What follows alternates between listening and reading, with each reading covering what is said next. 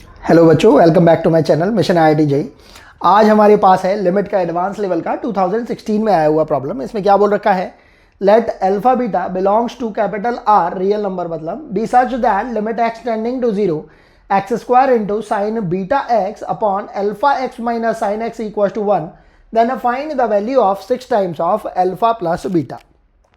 बहुत ही प्यारा प्रॉब्लम है ये हमारे पास। इसके अंदर इन्होंने केवल और केवल एक ही एक्सप्रेशन दे रखा है और इस एक्सप्रेशन में से अल्फा की वैल्यू भी पूछी गई है और बीटा की भी वैल्यू पूछी गई है। अब इसके अंदर हमें थोड़ा सा अपना कॉमन सेंस लगाना है और उसके बाद ही इस पर्टिकुलर प्रॉब्लम को हम सॉल्व कर सकते हैं। तो हम इसको करना स्टार्ट करते हैं। एक्सप्रेशन को हम लिख लेंगे limit x tending to zero x square into sine of beta x upon alpha x minus sine x equals to 1। अब अगर हम यहाँ पर ध्यान दें, ये यहाँ पर हमें 0/0 टाइप की फॉर्म बनती हुई दिखाई दे रही है। वो कैसे, अगर आपने एक्स टेंडिंग टू 0 पुट कर दिया तो ऊपर वाला एक्सप्रेशन न्यूमरेटर भी 0 हो रहा है और डिनोमिनेटर भी हमारा 0 हो रहा है। तो यहाँ से हम समझ सकते हैं कि यहाँ पर हमारे पास ये एल हॉस्पिटल रूल लगने के लायक एक्सप्रेशन बन गया है। तो हमने इसके अंदर एल हॉस्पिटल रूल लगा दिया तो एक्सप्रेशन हमारा कुछ हो जाएगा, limit x tending to zero, ये हो जाएगा हमारे पास 2x into sine beta x plus x square into cos beta x into, इसको भी जब हम डिफ्रेंशिएट करेंगे तो बीटा आ जाएगा। डिनोमिनेटर में कितना आ रहा है हमारे पास, alpha minus cos x equals to 1, ऐसा जैसा कि हमें कंडीशन के अंदर दे रखा है। अब हम देख रहे हैं यहाँ पर इस पर्टिकुलर कंडीशन में अगर हम x टेंडिंग टू जीरो मतलब ये 0 अगर इसके अंदर पुट कर रहे हैं तो न्यूमरेटर तो अभी भी हमारा 0 हो रहा है, लेकिन डिनोमिनेटर हमारा यहाँ पर 0 तब तक नहीं होगा जब तक अल्फा की इस वैल्यू को साथ लेकर हम 1 ना बना दें। आखिर 1 की वैल्यू क्यों आ रही है हमारे पास, क्योंकि हम देख रहे हैं जब न्यूमरेटर हमारा 0 हो रहा है और क्योंकि लिमिट एग्जिस्ट करके कितनी वैल्यू दे रही है 1, तो हमारे पास यहाँ पर ये डिनोमिनेटर भी इस न्यूमरेटर की तरह 0/0 फॉर्म में कन्वर्ट होता हुआ दिखना चाहिए। और ये 0/0 फॉर्म केवल और केवल तभी बन पाएगी जब हमारे पास ये अल्फा माइनस कॉस बीटा की वैल्यू कितनी हो जाएगी, 0। अगर इसकी वैल्यू 0 आएगी तो हम समझ पा रहे हैं, तो हम बोल सकते हैं अल्फा माइनस कॉस, ये कितनी वैल्यू है हमारे पास x इक्वल्स टू 0, और क्योंकि यहाँ पर x टेंडिंग टू 0 की वजह से इसकी वैल्यू कितनी हो जाएगी हमारे पास 1, तो अल्फा की वैल्यू कितनी आनी चाहिए 1। जब तक अल्फा की वैल्यू 1 नहीं आएगी तब तक हमारे पास 0/0 की फॉर्म नहीं बन रही होगी, और जब तक 0/0 की फॉर्म नहीं बन रही होगी तब तक हमारे पास हम इस पर्टिकुलर लिमिट को इस पर्टिकुलर वैल्यू में कन्वर्ट नहीं कर पाएंगे और ना ही हम एल हॉस्पिटल रूल लगा पाएंगे। तो हमने क्या करा, इस पर्टिकुलर कॉमन सेंस के साथ ये समझ पाए कि अल्फा की वैल्यू 1 आ पाएगी केवल और केवल तभी ये हमें लिमिट एक डेफिनेट वैल्यू को दे पाएगी। अब हमने इसके अंदर अगेन, क्योंकि अल्फा की वैल्यू हमें समझ में आ रहा है 1 आ रही है, इसके अंदर दोबारा से 0/0 फॉर्म के बनने के कारण हमने एल हॉस्पिटल रूल को दोबारा से अप्लाई किया। तो ये कितना हो जाएगा, limit x tending to 0, expression को जब हमने दोबारा से डिफ्रेंशिएट करा ये हो जाएगा 2x को जब हमने डिफ्रेंशिएट करा तो 2 रह गया into sine beta x plus और 2x को एज इट इज रखा, साइन बीटा एक्स को डिफ्रेंशिएट करा, ये कितना हो जाएगा cos beta x into beta plus, इसी तरीके से इस बीटा को तो हमने बाहर कर लिया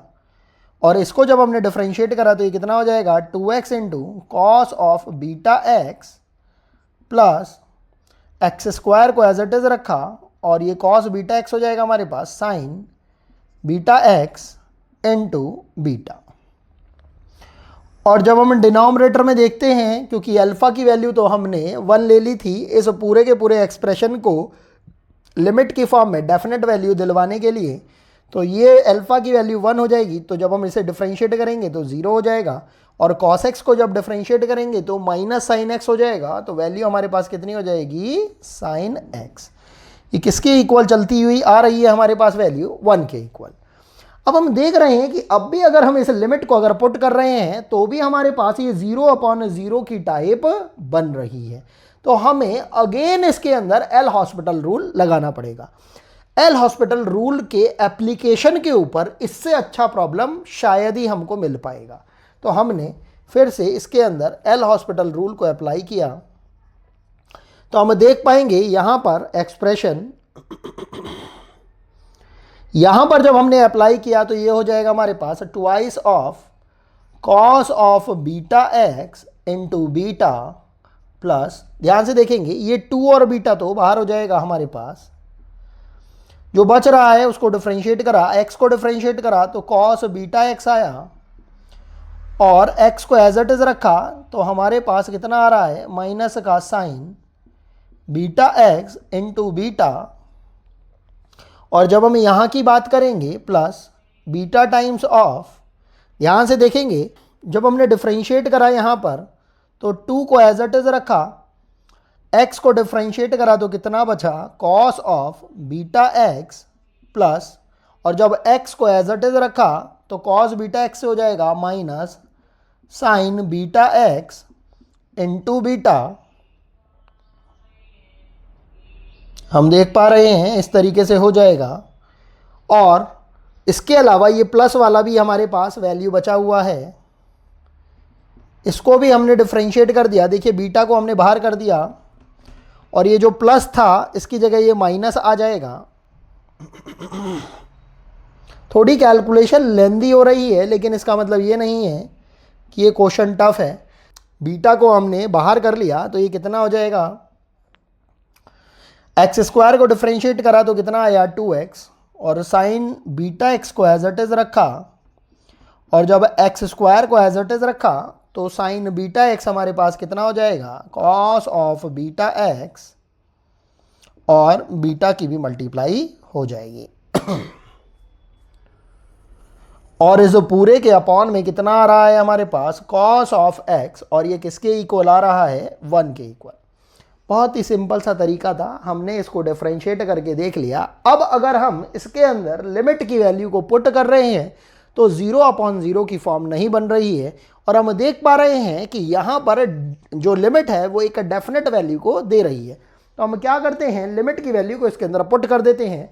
और आने वाला जो एक्सप्रेशन है उसको चेक कर लेते हैं। जब हमने लिमिट की वैल्यू को डिनोमिनेटर के अंदर पुट किया तो यहाँ पर तो हमारे पास वैल्यू कितनी आ रही है cos 0 से 1 वैल्यू, तो हमारा डिनोमिनेटर तो गायब हो गया है क्योंकि 1 वैल्यू आ गई है। अब हम बात करते हैं न्यूमरेटर की। तो जब हमने न्यूमरेटर के अंदर यहाँ पर x की वैल्यू को 0 रखा तो हमारे पास एक तो यहाँ से क्या आ रहा है 2 बीटा प्लस, इसी तरीके से ये 2 बीटा को हमने लिख लिया और ब्रैकेट में हम देख लेते हैं जब आपने 0 वैल्यू पुट करी तो इसकी वैल्यू हो गई 1, जब आपने 0 वैल्यू पुट करी तो इसकी वैल्यू 0 हो गई। तो यहाँ से हमें एक 2 बीटा और मिल रहा है। इसके अलावा और भी देख लेते हैं, यहाँ पर ये बीटा हमें मिल रहा है, और अभी के लिए हम इस पर्टिकुलर को हटा के अल्फ़ा की वैल्यू यहाँ लिख लेते हैं, 1 आ गई थी हमारे पास। अब इस बीटा के लिए जब हम देखते हैं यहाँ पर जब हमने x की वैल्यू जब 0 पुट करी तो हमारे पास इसकी वैल्यू कितनी हो जाएगी 1, और जब 0 वैल्यू पुट करी तो यहाँ पर वैल्यू कितनी हो गई 0। तो यहाँ से हमारे पास 2 तो आ ही रहा है, माइनस टाइम्स ऑफ बीटा। यहाँ पर बात कर लेते हैं जब हमने x की वैल्यू 0 रखी तो ये हो गया 0, और ये भी हमारे पास कितना हो रहा है 0, क्योंकि ये तो 0 आ ही रहा है भले ही चाहे इसकी वैल्यू 1 हो जाए। तो हमारे पास इसके पास कितनी वैल्यू आ रही थी 0, और अपॉन में डिनोमिनेटर के अंदर भी वैल्यू कितनी आ रही थी 1, और इस पूरे की वैल्यू कितनी आ रही थी 1, क्योंकि ये तो हमें एक्सप्रेशन के अंदर पहले ही बोल रखा था। बस इतनी सी बात अगर कोई बच्चा समझ जाता है तो प्रॉब्लम बिल्कुल भागते भागते उसकी सॉल्व हो जाएगी। यहाँ पर हम देख रहे थे 2 बीटा और यहाँ से भी ये 2 बीटा, टोटल 6 बीटा किसके इक्वल आ रहा है 1 के इक्वल। यहाँ से बीटा की वैल्यू आ गई 1/6, और क्योंकि हमसे पूछ रखा था 6 times of alpha plus beta तो इसकी वैल्यू हो जाएगी 6 टाइम्स ऑफ अल्फा की वैल्यू तो 1 कैलकुलेट कर चुके थे और बीटा की वैल्यू आई थी हमारे पास 1/6। तो ध्यान से देखेंगे ये वैल्यू हो जाएगी हमारे पास 7/6 एलसीएम लेकर, और टोटल वैल्यू जो आ रही है हमारे पास वो कितनी आ रही है 7, और यही हमारा रिक्वायर्ड आंसर हो जाएगा। आई होप आपको ये प्रॉब्लम समझ में आई होगी। मिलते हैं आपसे नेक्स्ट वीडियो के अंदर कुछ ऐसे ही अच्छे और मज़ेदार और एडवांस लेवल के बेहतरीन प्रॉब्लम्स के साथ। अभी के लिए थैंक्स फॉर वॉचिंग।